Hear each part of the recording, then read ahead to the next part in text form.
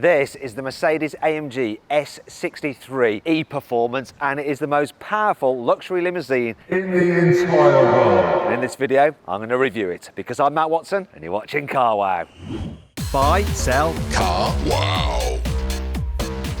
AMG has tweaked the design of the S-Class to make it more aggressive for this S63. So you've got the big AMG grille here, huge air intakes in the lower part of the bumper, and the first time ever on an S-Class, instead of a three-pointed star, you have the Alfalfa back badge. Moving down the side, 21-inch alloy wheels as standard. I love the design of these. Looks so good, though I think they might be easy to curb. You've got your V8 bi-turbo badge there with the addition of E-Performance to signify this is a plug-in hybrid. Lots of chrome going on this car, so while it's a performance vehicle, it's still very much a luxury limousine with plenty of S-classy elegance.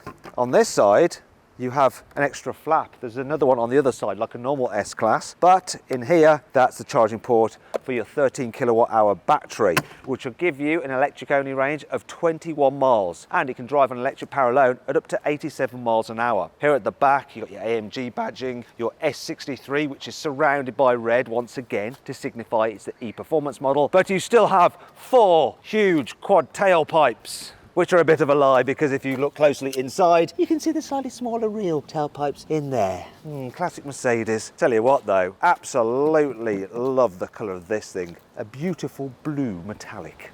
Here on the inside, there are 2 main changes over the normal S-Class. The first is the fact that you get an AMG sports steering wheel with lovely metallic paddle shifters. You also get these little dials here to control the car's various driving modes and functions. Also on the dials here, you have some specific racier dials. So if I just engage that, I can go to sport and super sport and track pace. Ooh, yeah, because I'm going to be tracking my S63. Oh, also you get AMG special leather as standard. You can have it in different colours, including this rather lovely brown. There's AMG on it there, and you've got the Alfalfa back logo again on the headrest. The seats themselves are just the same as the normal S-Class. They're not sport seats, they just have the leathery nice and the badging. That's it. I'll tell you what is quite a bit different than a normal S-Class, and that's the boot capacity. So normally an S-Class has 550 litres of space. However, the hybrid version, because it has batteries underneath the boot floor, has 350 litres of space. But this S63 version only has 305 litres of luggage space because that big powerful electric motor just takes up a bit more room. 305 litres in an S-Class, a car this huge. An A-Class has 370 litres of space. This is ridiculous. And it brings me on to 5 annoying things about this car. The brakes are really, really grabby. You just touch the pedal and it's like a bit jerky. I think it's to do with the regen effect. It's not very natural feeling. Also, for some reason, sometimes when you're slowing down, you feel like you're slowing from the front of the car, but the back's still pushing you forward. Reminds me of when you're trying to get on the London Underground and it's really busy and you try not to like mount the person in front of you, yet someone behind you is like pushing you on the train so that they can get on too. It's odd and not very S-classy. This is one heavy car. It tips the scales at 2,520 kilos, and you can start to notice it when you try and drive it like a proper AMG car on a twisty road. This car's exhaust sounds promising. Listen to it, it's in sports mode now. But if you try and rev it out high, there's a soft limiter that stops your fun. Go on, rev it. Hold on the limiter. Look. Is that on the limiter? Do it again. I mean, look at that. Why, Mercedes, why? Things could have been so much better. Because of the electric technology fitted to this car, it's rather expensive. More expensive than you probably imagine. It costs £186,000. On a normal S-Class, you can get rear wheel steering that can turn the back wheels at an angle of up to 10 degrees. You have to pay extra for that, obviously. As standard though, it can turn up to 4 degrees. On the AMG version, it can only turn up to 3 degrees. Not sure why that is, but it is what it is, as they say. Thankfully, this car has plenty of cool features to help make up for all this. Here's 5. You have a bunch of different driving modes which you can access easily here using this dial, from Sport Plus, which is most aggressive. Then you have Sport, which is slightly less aggressive. Comfort, which is just more chilled, relaxing, and will drive mainly on electric power where it can. And if you want full electric power all the time, you go into EL mode as long as you've got enough battery, which brings you on to B mode, which will battery hold, so that you can save some battery for if you need to drive silently up your driveway after you're returning from being with your mistress and you don't want your wife to know. Individual, so that you can just set up the parameters exactly as you want them. Or slippery surface mode there, signified by a little snowflake. Also though, you can just cycle through different parameters on the fly by using this mode here, so the different suspension settings, whether you're in manual or auto mode, and other bits and pieces such as the sound from the exhaust and the sort of fake noise that you get for the electric system. This is the first S-Class to get active engine mounts to stop the engine like wobbling about all over the place while you're going quickly and affecting the dynamics. Also, the S63 is fitted with some extra chassis bracing. The S63 gets a limited slip differential on the rear axle to improve corner exiting traction. Also, the car can use the electric motor to act like ESP, so rather than like braking the rear wheels to stop a slide or that, it uses the motor to control it, which is just better, apparently. There's active anti-roll bars as standard, so they keep the car nice and level when you're going around a corner, so it doesn't lean about all over the place. But then when you're going on a straight road, they just relax like that, so that you can go over the bumps and it feels all S-classy still. The electric motor can actually send power to the front axle as well, so it's not just driving the rear axle. Plus, it has a 2-speed gearbox to make the most of its performance. You've got a 4-litre twin-turbo V8 which puts out 612 horsepower. However, on the rear axle there's an electric motor which puts out 190 horsepower. Combined, you have a maximum of 802 horsepower and 1,430 newton meters of torque, and that drives all 4 wheels via a 9-speed automatic gearbox. 0 to 60 takes 3.3 seconds and top speed is up to 180 miles an hour. To cope with all the performance, the S63 comes with carbon ceramic brakes as standard. 400mm discs up front, gripped by 6 piston calipers, and 380mm at the back, gripped by a single piston caliper. Driving on the motorway in this car is quite interesting. So if you have it in comfort mode and you're going down a slight decline, sometimes the car just shuts off its engine, save fuel, and it'll just run on the electric motor. The problem with that though is that if you suddenly think, oh right, now I need to suddenly overtake someone or accelerate, look now, it's in comfort mode, on the electric power, I'm going to floor it, floored it. And it took that long, 1, 2, 3, for it to start the engine up again, and then it to actually rev up and start providing proper AMG power. I was left just floundering in this big heavy car with just 190 horsepower from the electric motor. It just seems wrong. Look, it's done it again. I mean, comfort, look, comfort, just cruising. Oh, I want to suddenly overtake or get out of trouble or something. Here we go. I'm going to floor it. Now, here comes the power. I'm not sure that's great. Now, when you are just driving along and the engine is engaged and working away in the background, it's all right. So I'm going to floor it now. So I'm in 7th gear. Not such a delay. And another thing I like is that if you just want to ease past someone, then it does that using the electric motor, because then 190 horsepower is enough. So I just want to ease past this car. There we go, I'm doing it on the electric motor.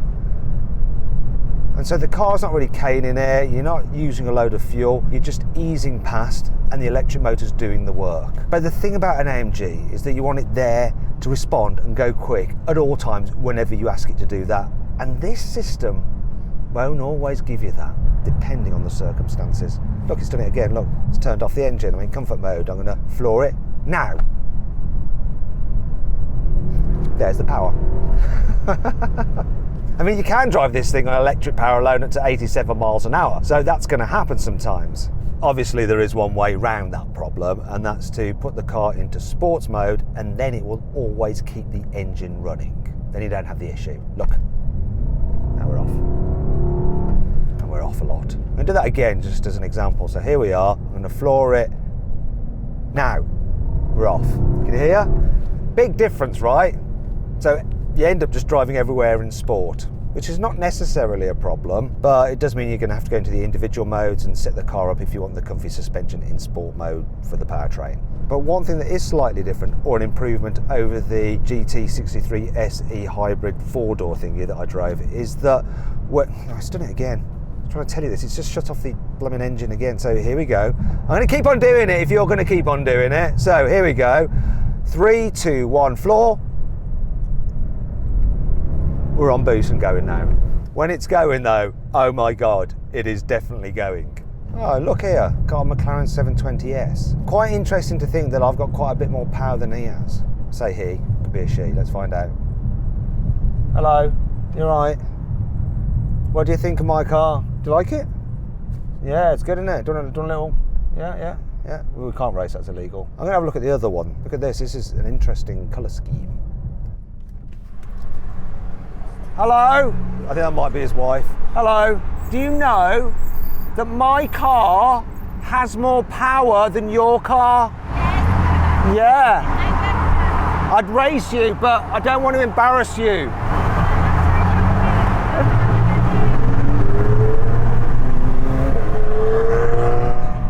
Anyway, back to what I was saying. I do think that when the engine is engaged and you floor it, it seems to respond a bit better than the GT63 SE hybrid, whatever it's called, 4-door version. Foot down. And there's the example of it all just being a bit hesitant. They seem to refine the system a little bit. Well, it seems that way. Speaking of refinement, you know, is the AMG car, but still when you're just cruising along, it's quiet, it's relaxing, it's lovely. But so too is a normal S-Class hybrid. In fact, probably a bit more so because of the softer suspension. Speaking of which, what's it like in the back? Should we find out? Here to the thing. Oh. Right, here we go, here in the back. There is nothing that really identifies this car as being an AMG. I'm not sure that's a bad thing. It feels like a super luxurious S-Class, which is exactly what it is. And unlike the Audi S8, which I had, this car, being the long wheelbase version, means you get all the special seating stuff, so I'm gonna have a little bit of a play around with it. Let's get this front seat into the special airplane mode setting. So here we go. It takes ages, you know. Now this is where this AMG being a plug-in hybrid is good. We're just tootling along. My driver, camera moan Jack, is, yeah, camera moan. Always moaning. No, sorry, cameraman Jack. He's gonna be cross. Look, you can see it doing the leg thing. Like lifting up the legs. And then I just need a bit for my heels. Have you got anything for my heels? Oh yes, you have, that's great. There we go. So here I am in a high performance car with over 800 horsepower, yet it's just like you'd expect from a luxury limousine. I'm going to mess around with some of the bits and pieces in here. So let's put the rear blind up. So just press that button there. Go on. There we go. Up it goes. Now I'm going to mess around with what's ever under here. Let's have a look at this. Storage. Oh, there's my phone while it's charging, and then I can control various features on the car using this little tablet down here. Come on, tablet. It's handy, that is, because then when you've got the seat in this position, obviously you can't touch the touchscreen way up there like that, so you can just operate things here. There we go, booting up, and you can eject it. Brilliant. And we have a little place for your mobile phone there, but you can extend this for the cup holders, which look like eyes. It's funny that they do that, Mercedes. They love cup holders to look like eyes. And I can open the sunroof from back here as well. I'll just use this button down here. It's annoying that I can't use the sunroof in the front. I can't operate that. The driver has control over that. But it is very luxurious and very comfortable. And considering we're driving on some pretty rubbishy American highway roads, it's comfortable too. The AMG sport suspension doesn't feel so sporty from back here. Because it's air, it just deals with most undulations very well. The only time you feel the bumps is when you go over an expansion joint and it jolts slightly. I think it jolts a little bit more than a standard S-Class, just because it's an AMG. A bit more firm, a bit more. Anyway, we'll pick this up again in a moment when we're going a little bit faster and out of this traffic. Get me out of the traffic, driver! I don't know what just happened there, but the sunroof suddenly just opened. I wonder if it's got gesture control or I just frightened it by shouting. Ah! No, that didn't do anything. Is it gesture? This is what I call proper motoring journalism. I have no clue about some of the features in the car. I'm just touching at things now randomly. Wait a minute. It's just shut again. Who knows? If you know, let us know in the comments. I'm clueless. Now the traffic has eased ahead, so we're moving along a bit better. So Jack, I'd like you to just try something for me. You know, sometimes when you have drivers that can't seem to just keep their foot still on the accelerator and they're always just flexing it slightly, I've got to just do a little test to find out whether that'd be worse in this plug-in hybrid version of the S63 AMG compared to the older versions. So just flex your right foot a little bit, go on, just a couple of times. Do you know what? From the back seat, that is worse because you've got that instant response from the electric motor that if you have a bad driver, you know, you haven't got the torque converter gearbox to just like smooth things out to hide the really poor throttle control. And you're just gonna, it's gonna be annoying. Now let's try just flooring it and see what the actual performance is like when we go for it. So I'm doing some work and then put the foot down. That's pretty intense. You definitely spill your champagne, definitely. So then, what's my final verdict on the Mercedes-AMG S63 E-Performance? Should you avoid it? Should you consider it? Should you shortlist it? Or should you just go right ahead and buy it? Well, I reckon you should consider it. You see, well, it is quick. There's just something a little bit overly complex about the hybrid system and overly expensive about it too. Anyway, I hope you all enjoyed the video. If you did, give it a like. Let me know if you agree with my verdict in the comments below. Click on those windows there for some more videos and on that box there to go to carwow to sell your car the easy way. All you have to do is upload some photos of your car, give a brief description, then dealers all across the country will bid on it. It's easy. Thanks for watching.